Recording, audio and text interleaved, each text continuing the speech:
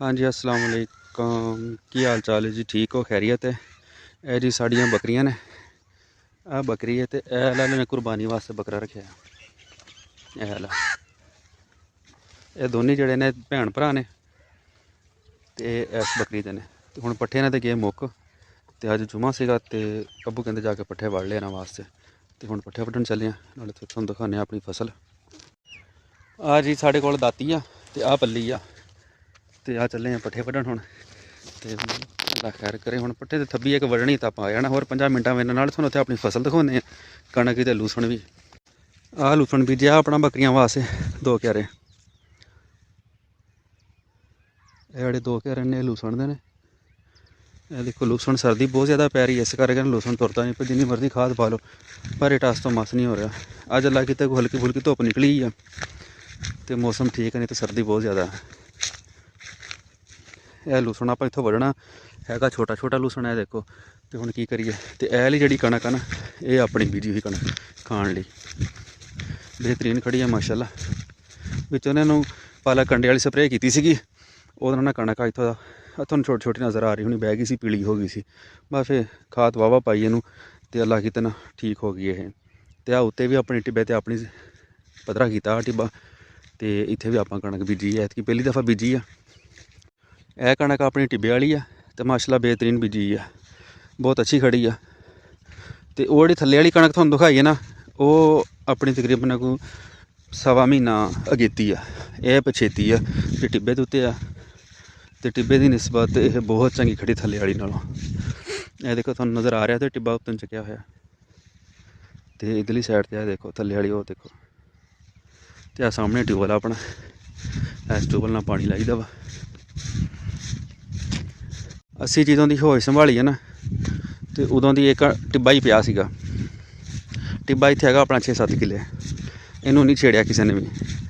आ हुण ऐतकी कणक के रेट वध गए आ तो हर कोई कहना टिब्बे आबाद तो अपना भी टिब्बा सीगा इत्थे का थोड़ा जिहा नाल सौखा सौखा जिहड़ा हुंदा सीगा वो आबाद कर लिया तो बाकी भी पिया हैगा बाकी भी फिर ऐसा ऐसा इंशाअल्लाह करांगे आबाद। आ ट्यूबवैल अपना जिहदा आपां पानी लाउने इनू डिलीवरियां बहुत वड्डियां पौणियां पईयां क्योंकि ट्यूबवैल लगा होया थल्ले। ए देखो डिलीवरी बहुत उच्ची पौनी पई है तो पानी माशाअल्लाह बेहतरीन है। पानी उत्ते ही नहीं थे ये सिर्फ ट्यूबवैल ना थल्ले करके लगा ना इस करके डिलीवरी वड्डी पौनी पई है। तो पानी साढ़े इत्थे उत्ते नहीं ट्यूबवैल का भी बोर जिहड़ा हुंदा ना तो 100 फुट ते करदे आ मोटर जिहड़ी हुंदी आ वो इत्थे लग जांदी आ 30 फुटां ते पानी फुल हुंदा। तो यह वो दूसरी साइड आ ये उधरों आप आए सामने साइड तो वो निस्बत आ वाली कणक जी ने चंगी है कट्ठियां बीजियां एको दिन पर ना जगह जगह का फर्क आ। तो जी ये मिट्टी है ना यह थल्ले वाली जमीन जी कणक है वाली ये कड़ के नहीं सिटी सी उत्ते वो नीवीं की सी उत्थे ना वो रकबा उच्चा सी पानी औखा लगता से इत्थे कड़ के सिटती उत्ते तो यह माशाअल्लाह चंगी कणक खड़ी है। तो यह जिथे तक तुहानूं पिछे तक नज़र आ रहा है सारी जमीन अपनी है तो पर दी ठेके हुई है क्योंकि अपने को जिमीदारा नहीं होंगे ये काम ही होना चाहे जिमीदारा कर ले चाहे दूसरा कर लिया। फोन कहदा आ गया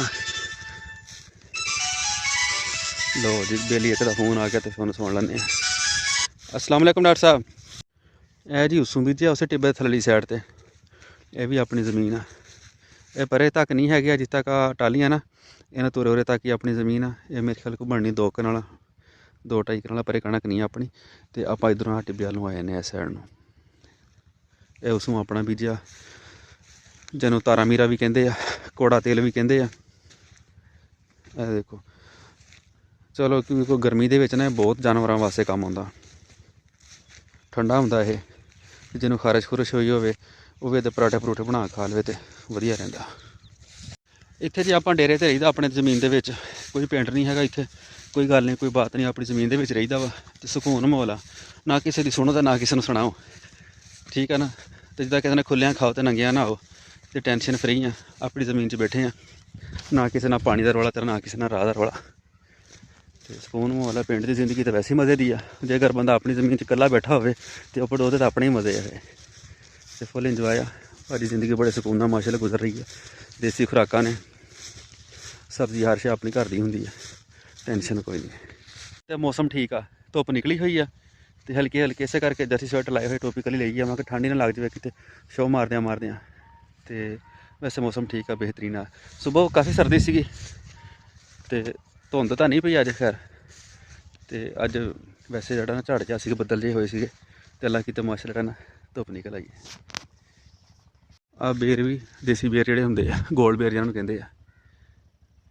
ਇਹ ਦੇਖੋ ਉਹ ਵਾਲੇ ਬੇਰ ਨੇ, ਗੋਲ ਬੇਰ। ਪੇਂਦੂ ਬੇਰ ਵੀ ਆਪਣੇ ਨੇ, ਉਹ ਵੀ ਤੁਹਾਨੂੰ ਦਿਖਾਉਂਦੇ ਆ। ਜਿੱਥੇ ਬੱਕਰੀਆਂ ਬੰਨੀਆਂ ਸੀ ਨਾ ਆਪਣੀਆਂ, ਉਹਨਾਂ ਦੇ ਕੋਲ ਬੇਰੀ ਲੱਗੀ ਆ, ਬਹੁਤ ਮਾਸ਼ਾਅੱਲਾ ਫਲ ਲੱਗਾ ਹੋਇਆ। ਇਹ ਵੀ ਬੇਰੀਆਂ 4-5 ਨੇ, ਗੋਲ ਬੇਰਾਂ ਵਾਲੀ, ਦੇਸੀ ਬੇਰਾਂ ਦੀ।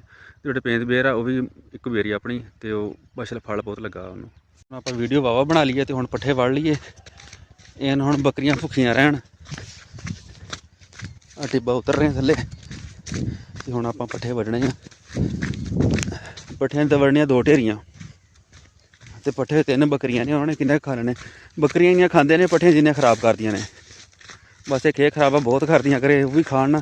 ਤੇ ਇੱਕ ਢੇਰੀ ਬੜੀ ਇਹਨਾਂ ਵਾਸਤੇ, ਤੇ ਮੋਟੇ ਬੰਦੇ ਵਾਸਤੇ ਬਹਿਣਾ ਬੜਾ ਔਖਾ। ਹੁਣ 2 ਢੇਰੀਆਂ ਵੱਢਣੀਆਂ ਤਾਂ ਹੈ ਆਪਾਂ, ਤੇ ਭਰਨ ਹੱਕ ਨੱਕ ਹੋ ਜਾਣਾ, ਕਿਉਂਕਿ ਮੋਟੇ ਬੰਦੇ ਨੂੰ ਪੈਰਾਂ ਭਾਰੇ ਬਹਿਣਾ ਜਿਹੜਾ ਨਾ ਬਹੁਤ ਔਖਾ ਲੱਗਦਾ। ਆ ਆਪਣੇ 3 ਢੇਰੀਆਂ ਪੱਠਿਆਂ ਦੀਆਂ ਵੱਢੀਆਂ ਗਈਆਂ। ਆ ਦੇਖੋ ਇੰਨੀ ਜਗ੍ਹਾ ਵੱਢੀਏ ਜਾ ਕੇ, ਇਹ ਦੇਖੋ ਫਿਰ ਜਾ ਕੇ 3 ਢੇਰੀਆਂ ਪੱਠਿਆਂ 'ਤੇ ਪੂਰੀਆਂ ਹੋਈਆਂ ਨੇ। ਇਹਨਾਂ ਨਾਲ ਗੁਜ਼ਾਰਾ ਹੋ ਜਾਊਗਾ।